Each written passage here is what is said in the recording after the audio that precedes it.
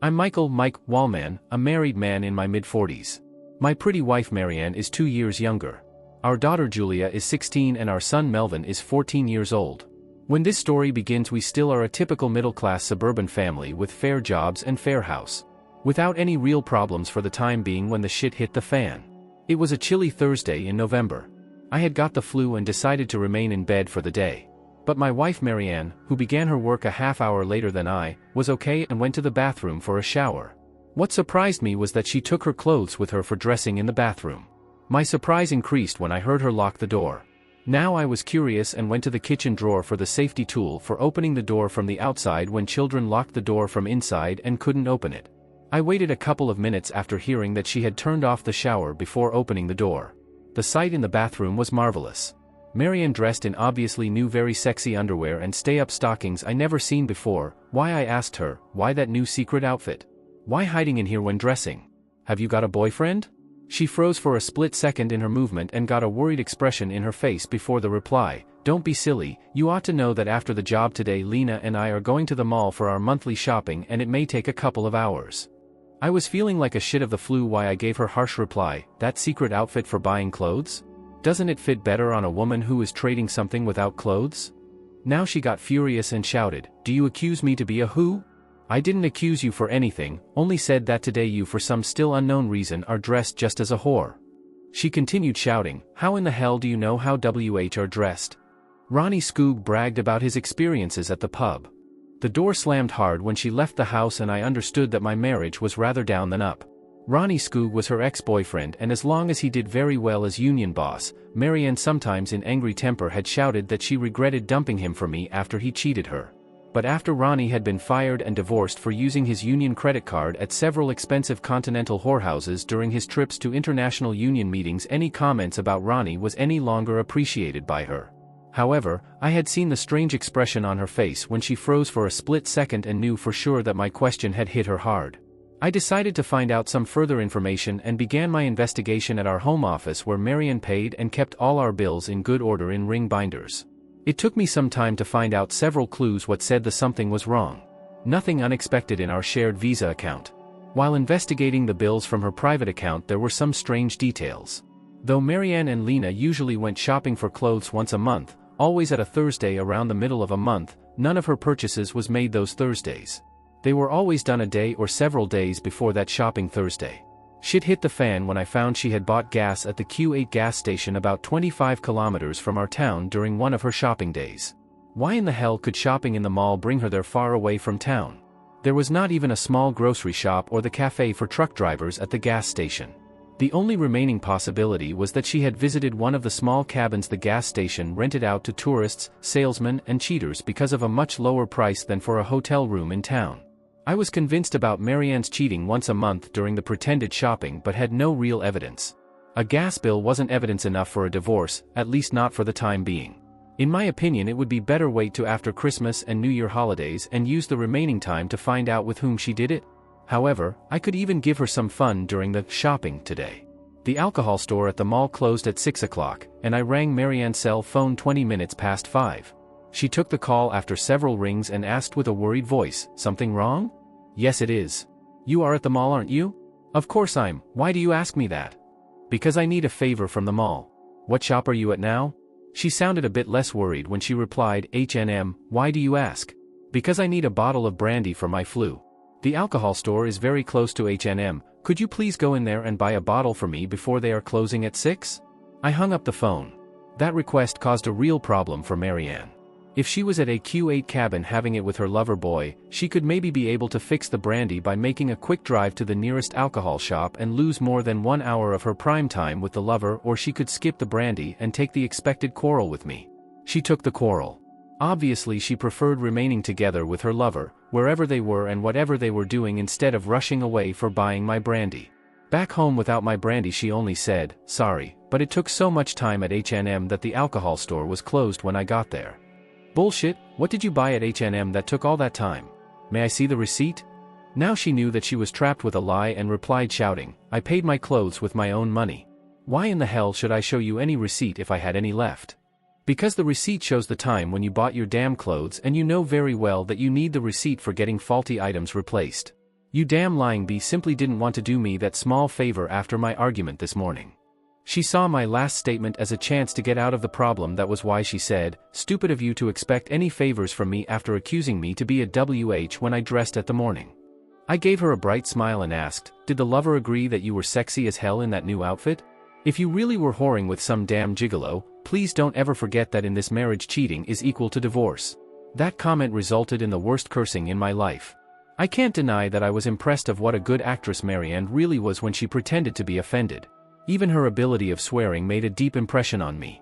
A rather chilly atmosphere existed in our house that evening. Though it was obvious that Marianne did something behind my back, it still remained for me to find out what she did, where she did it, and with whom she did it. The most important source of information could be her cell phone. We had identical phones and used to charge them in the kitchen. I went up during the night and I found her phone in the charger and switched phones. The next morning Marianne hurried away to her job without any arguing and I remained in bed. As soon as she was away, I began to investigate her phone. Only one short text message, "A picture coming soon. Waiting for your comments." It was from a sender whose number I didn't recognize. The phone book contained only her best friends. My search online about the phone number didn't give me anything. Obviously it was a prepaid phone. However, then I got my lucky surprise when there came a ping from the phone. It was a picture, obviously taken yesterday, showing Marianne in her underwear and from the same sender as the previous message. The enclosed text said only 4 words, "Darling, you are great." Though there was no sender name enclosed, now I knew it for sure. It was the high artistic and technical quality of the picture that solved my question. I knew only one guy who was able to take pictures of such professional quality. That creep could only be Oliver Erickson, the husband to Rebecca Erickson, one of Marianne's very best childhood friends. He was well known for his ability with a camera and had once in the time when been heavy boozed at a pub bragged with an almost equal picture of a female coworker. I had never liked him very much because his bragging about everything he thought had done better than anybody else. I was sure that he didn't like me either, and it was easy to imagine how much he had been laughing behind my back every time he had Marianne, much prettier than his own wife. One question remained: how could Marianne let her be seduced by that bragging creep? There was only 1.5 months left to Christmas and New Year, and that was why I decided remain married over the holidays and keeps a low profile until then. No fighting with Oliver, what didn't mean that he would be left unpunished. It was busy afternoon for me again. First loading the picture of Marianne to my laptop, and I had to admire it. She really looked very much younger and very sexy. That creep Oliver had really done a good job with his camera. What increased my wrath was that the satisfied expression on Marianne's face indicated that the picture must have been taken after their you-know-what. My next mission was a bit more difficult. It took several calls before everything was arranged for Oliver's punishment on Monday. As a native of my hometown, I knew enough different kind of people for getting done what I wanted to do, and I was convinced that it would be well worth the rather high price. As expected, Marianne wasn't happy when she came home from her job with my cell phone and didn't got any happier when I screamed and accused her to taking my cell phone. I had deleted the picture from her phone, what probably confused both of them when Oliver asked her about the picture. But as I didn't say anything, they hopefully thought something gone wrong when he sent it. Part 1 of my revenge came on next Monday when Rebecca and Oliver had gone to their works and their children to their school. A tractor with a wagon filled with about 3-ton animal dung from a farm emptied the load on Erickson's lawn in front of the house. As the weather was above zero, a terrible stank rather soon covered a large neighborhood. A large sign in the dung saying, "Manure for sale," didn't do their neighbors any happier. I can imagine how a furious Oliver had called the police and how his call obviously ended in a quarrel when the police didn't regard his pile of free dung as any serious crime that needed immediate action of the whole available force. At Wednesday breakfast, while reading our local morning newspaper, I saw a big picture of Oliver standing next to the "Manure for sale" sign before his dung. As expected, he was even complaining about the police because they had only asked him to fill a form about his problems and promised to take care of it as soon as possible in the future. I began laughing loudly and Marianne asked, "What's so funny? An asshole in business as dung trader. Now one really can say, right man in right place." Marianne took the paper and I continued my laughing. But of some reason she didn't share my joy about what she could see. Instead she got red in her face and shouted at me, "You must be insane if you think that is funny." I kept smiling and replied, "Don't you have any sense of humor left? Dung and a damn a hole is funny, a real funny combination indeed. Rebecca is one of my best friends. How can you nasty bastard laugh at her serious problems?" Now I shouted back, "Is it my fault that the poor Rebecca married that silly worthless a hole Oliver Erickson? Is it?" She must envy you as hell because you are married to a real man. I don't think Marianne did agree in that matter because she left the table without any reply and gave me a feeling that my wife didn't love me very much for the time being. My comments about Oliver didn't increase Marianne's love for me, if she still did it at all. Then Marianne got the flu and all thoughts about it were out of question for the next 2 weeks. I used the time to investigate her car for any clue about her affair with Oliver but without any result. Then I bought one of those new voice-operated mini recorders and hid it in her car. Neither of us made the first attempt for it when she was cured. In fact, there hadn't been any for me with Marianne since the weekend before her infamous November shopping, and now it was time for her December shopping together with Lena. Though I had accused her during her November shopping and expected her to be clever enough to skip her December date with Oliver, he obviously meant so much for her that she took the risk. As expected, we had a quarrel at the morning when I told her that I would see my dentist at the morning and that was why I would leave home slightly later than usual. Marianne accused me of spying to see which underwear she would choose for her shopping day. She got furious when I agreed that it was appreciated to see her less sexy dressed for her strange shopping or whatever she intended to do at the evening. At the afternoon I gave Marianne a call 10 minutes before she left her job for the day and told her that I wouldn't be at home during that evening but said that her mother had promised go to our house for fixing some food to our kids. Just as expected she shouted at me, "What the hell is so important for you to do this evening?" "Very special mission my dear, very important indeed. My friends have heard rumors that your friend the dung trader Oliver Erickson is going to F one of his WH at a Q8 cabin. We intend to watch both Oliver and the cabin. I'm sure that Rebecca will be glad to get rid of him when we'll nail him and get pictures of that cheating bastard in action." As expected, Marianne wasn't happy about my mission. She shouted, "My friend Oliver? He is a friend to our family. You are totally mad. How can you even think about humiliating one of our friends in that insane way? Speak for yourself, that a hole has never been my friend. You have always hated cheaters before. Why the opposite opinion about that damn creep now?" She sounded very angry when she replied, "I will always hate all cheaters, never doubt about that, but I know how much our friends Rebecca and Oliver love each other and that was why I believe them rather than rumors from your stupid so-called friends. What a lying bee. I would not care about Oliver that evening." I was still alone in my vendetta but Marianne must have been scared of my call and cancelled her date with Oliver for that evening and hopefully for the whole month of December. However, it was interesting to see what she would do now when Oliver had to be out of question for that evening. The thought of Oliver under observation caused Marianne to lose all her interest for the important monthly shopping together with Lena because I tailed her car straight home from her job. I parked my car on the street at some way from my house, went to Marianne's car on the driveway and opened it with the spare key attached to my own car key and took out the small recorder. I went to a parking lot and listened to the recorder. The first recording sounded to be Marianne giving a ride home for one of her fellow workers and it contained nothing of interest but next recording were much more interesting for me. She had called Oliver, obviously as soon as she got in her car a few minutes after my call to her. Marianne sounded very worried. "Hi darling, we must cancel our date today because some of Mick's friends knows about you renting the Q8 cabin and they are curious about whom you are dating there. They will be watching both you and the cabin at this very moment. Yes, even Mike is involved in the watching. He rang me and told me that he would be home late. Yes, Mike accused me of cheating on him during our last date but he will never think it is with you. No way he will ever suspect you having an affair with me. Probably some SL at your job will fit in much better. No Oliver. No Oliver. No, we can't do that. No way now." Refusing to fix Nick's damn brandy was a damn big mistake that got him to know I was lying about the shopping. Now he is suspecting me and searching for evidence. I can't afford to do anything suspicious again. I was a damn idiot when I agreed to see you today. I'm going home straight now. No way Oliver, no chance, we can't do that, not before January. I'll see you at our New Year party. No, don't even think about anything at my home, no. Yes, Oliver, I love you too. After Oliver she had rang Lena. "Hi Lena, I have to skip my date with Oliver today. Some of Mick's friends have heard rumors about Oliver and will be watching him during the evening. Yes, even he is involved. He rang me and told me he would be late. No, we'll wait to January, maybe longer. Talk to you later. Bye." What a shameless bee. That was all I needed to know. Until now I had suspected Oliver and even punished him without having any real evidence, but now I knew for sure and had all evidence I would ever need. My next step would be find out a final solution. Back home 1 hour later I asked Marianne, "You already at home? Sounds strange that Lena and you did such quick shopping at the mall just before Christmas?" She replied, "It would be better that you and I are going together at Saturday looking for Christmas gifts. You are back early from your moral mission?" That cheating a whole Oliver seems to have cancelled his date? Somebody must have warned him. Did you do that to save poor Rebecca from a scandal? She got ashen gray before shouting, "Don't ever think about me involved in your dirty tricks." A new closer look at the bills in Marianne's ring binders showed that her wrong day shopping had happened since November last year, with July as the only exception because of our summer vacation.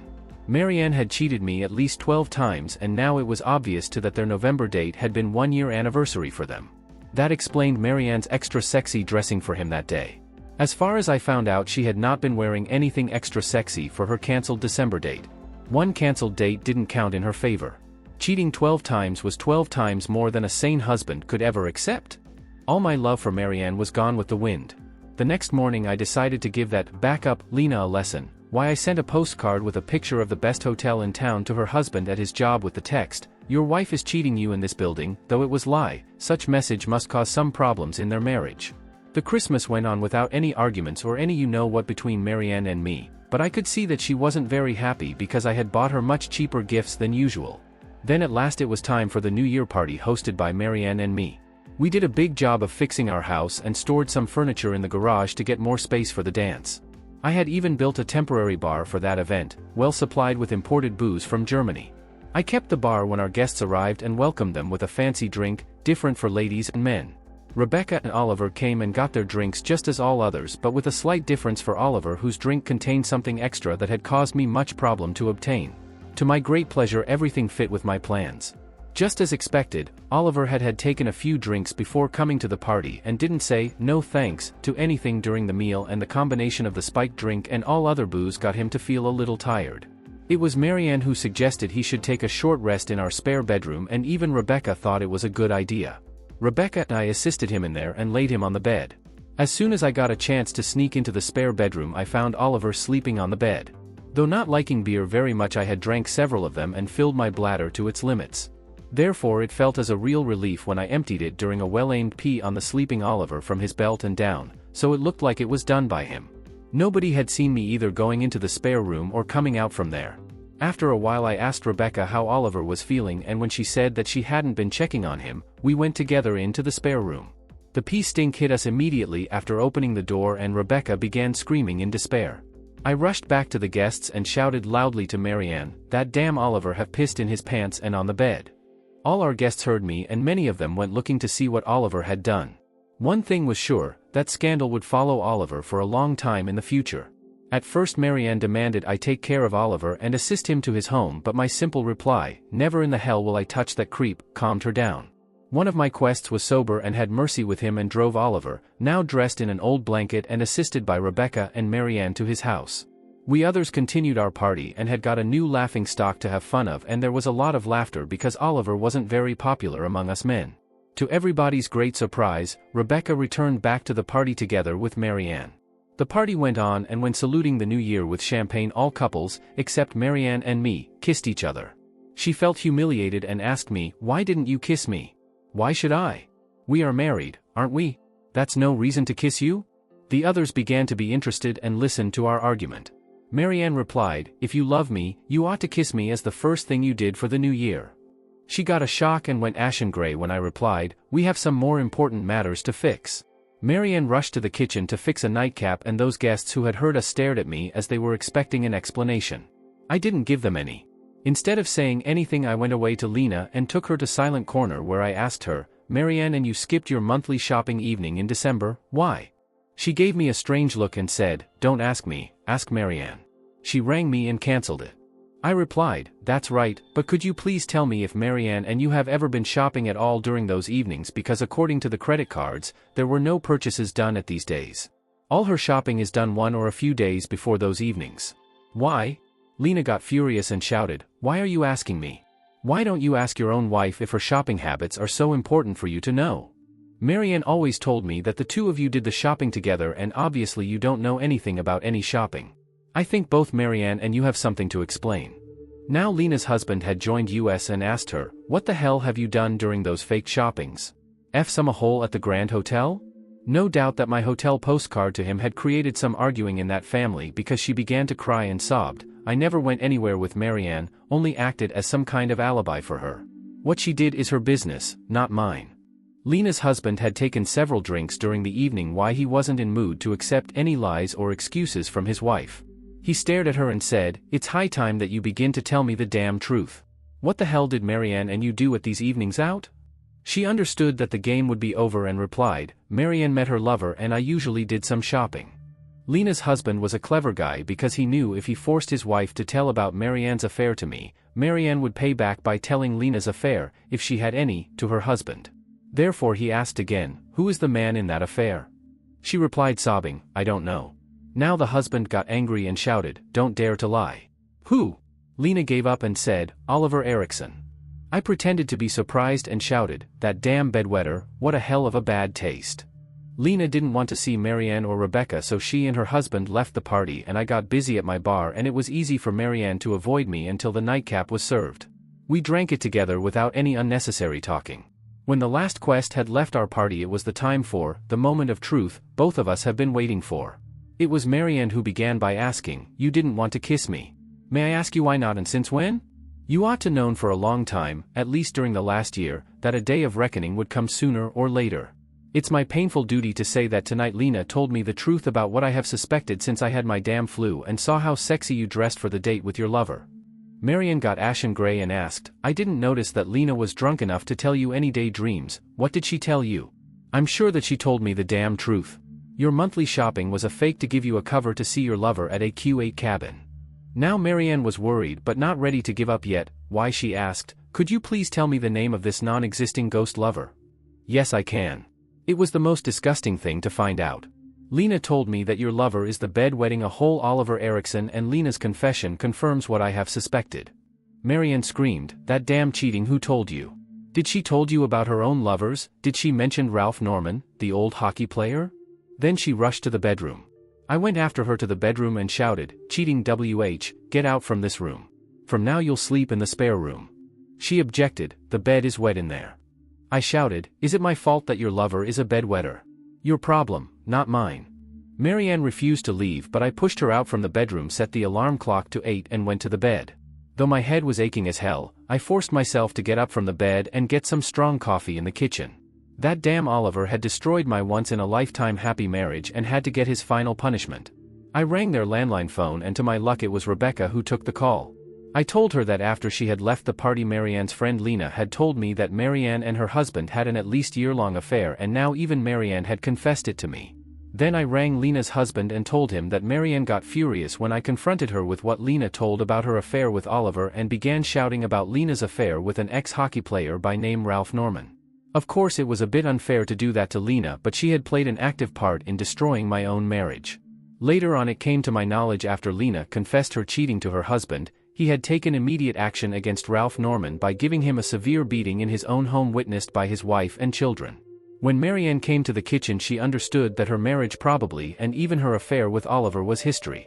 I asked her, "Did you really have such poor you-know-what at home that it was necessary for you to F extra on the side? Do you love that damn creep Oliver Erickson so much that F him once a month was worth more to you than your marriage?" Marianne sobbed, "I don't love him, it was only some extra bonus that spiced up my love for you. You are my real love and will always be my real love, not he. With him it was only you-know-what. If Rebecca is clever enough to dump that cheating a hole, you have won your bonus. I'm sorry for my silly mistake and beg you to forgive me. I have never stopped loving you.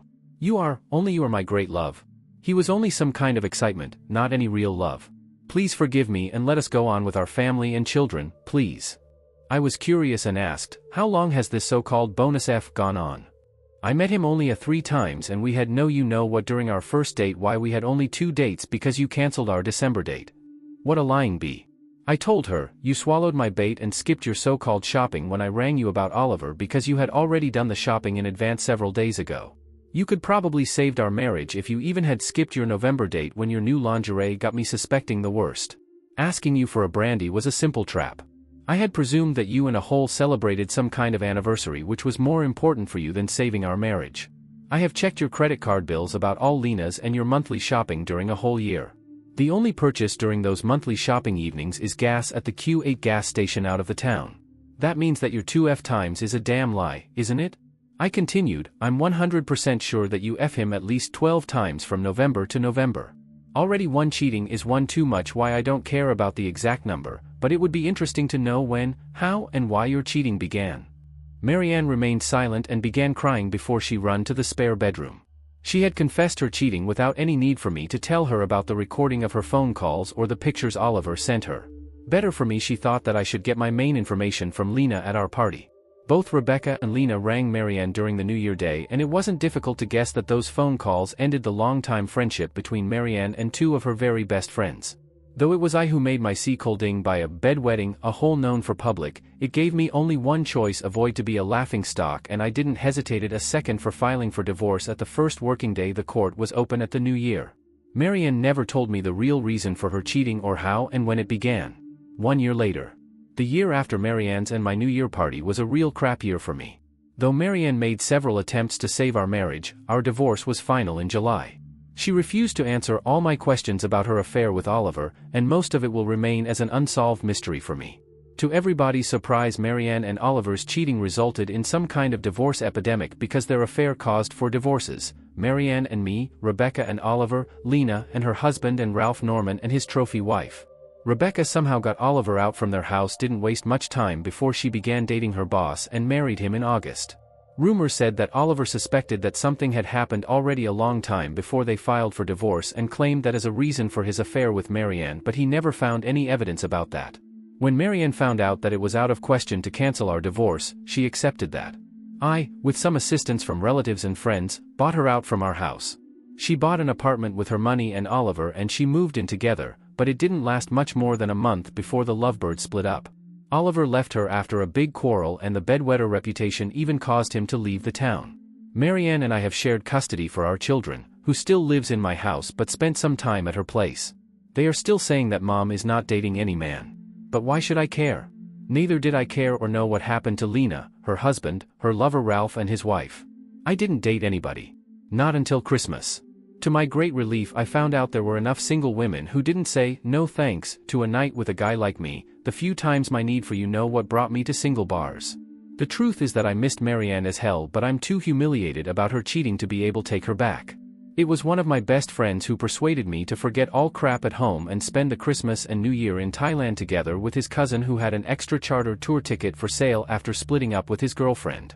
As Marianne and I had already agreed that our kids would spend the holidays with her this year, I had nothing to keep me at home and bought his extra ticket.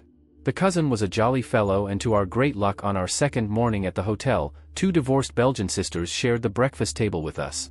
That was the best thing that had happened to me during the whole year, because we spent all the remaining time in Thailand together with those 2 Belgian ladies. Though my date Monique was 12 years older than I, she was a good-looking woman with a nice slim body. To my great pleasure, she even was the best I ever met in my whole life. Back home I was a really satisfied man who from now on missed the great you-know-what with Monique much more than I ever missed my thing with Marianne. My problem was that I could never get a good job at the French-speaking part of Belgium where Monique had her accountant business, and she couldn't do anything like that in my country. The only thing I could do was plan and look forward to some weekend trips to her in Belgium. But those trips to Monique will probably be cancelled forever, because when I was back from Thailand, a new neighbor had moved into the house next to mine. She is newly divorced, very handsome female lawyer, few years younger than me, and with a daughter by name Johanna, the same age as my own daughter. The girls became friends surprisingly fast, so for practical reasons, I invited in the girl's mother Madeline for coffee. She was an easygoing pretty woman, and I offered to help her with all kind of practical chores in her house that resulted in pleasant coffee breaks after each job. I can't deny about been thinking a lot about her, but decided to take it very carefully and only make small steps forward to find out if she cares about me or only regards me as some kind of janitor. Rather soon it became obvious that she invented some of her problems just for the coffee with me. Madeline must been a real high-class wife for her ex and would hardly be alone for long after her divorce. The truth is that shy guys seldom get beautiful girls laid. Why I at a Friday rang her at the job and asked her out for dinner at the evening, but she said a polite, "No thanks today," but added, "We can do that some other time later," and suggested us to share a takeaway dinner from a new Greek restaurant at her house together with our children if I would understand that she wasn't in any mood for a real date. I accepted. However, the dinner went fine, almost as a real family dinner, and must been a quantum leap forward for me to get a closer relation with my pretty neighbor. After the dinner, when our teenagers had left us, Madeline and I opened a bottle of wine, sat down in a sofa and talked about our divorces and hopes for the future. Madeline had dumped her ex after the second time he hit her because she had seen too much crap caused by hitting men at her work. She stared me right in my eyes and asked me if I had ever hit my ex. I told her the truth about never hitting any woman in my whole life, not even Marianne after her cheating. However, I told Madeline that my ex paid a high price for her cheating, what caused for divorces and got her losing her home, husband, lover, two of her very best friends, and created her a reputation as a SL that caused problems. Then Madeline asked about my holiday trip to Thailand and if I had done anything shameful there what ought to been undone. Of course I knew what she meant but pretended not to understand and asked, "Sorry, but I didn't catch your question." What should that been? Obviously I meant something for her because she said, "Don't play stupid. I want to know the truth about a man who asked me for a dinner date, why it is important for me to know if you paid for it during that Thailand trip." No, I didn't. But I don't deny my dating with a divorced Belgian lady there. She had dumped her ex for cheating and she was single.